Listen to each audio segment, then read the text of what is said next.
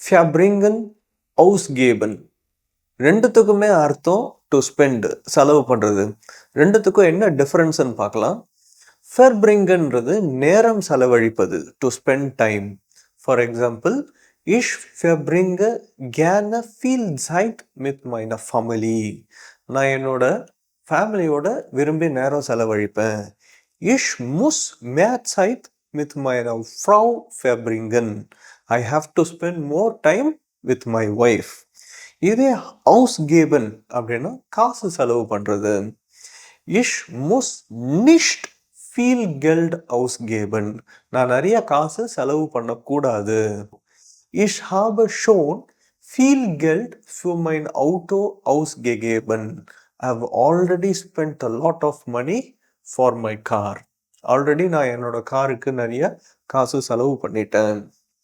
அப்போ ஸ்பெண்டன்னு ஒரு வார்த்தை படித்தோமே. ஸ்பெண்டன்னா ஸ்பெண்டு கிடையாது. ஸ்பெண்டன்னா தானம் பண்ணுறது, to donate. For example, ich spende mein Blut. Wir müssen unser Blut spenden. Ich möchte mein Geld spenden. Danke.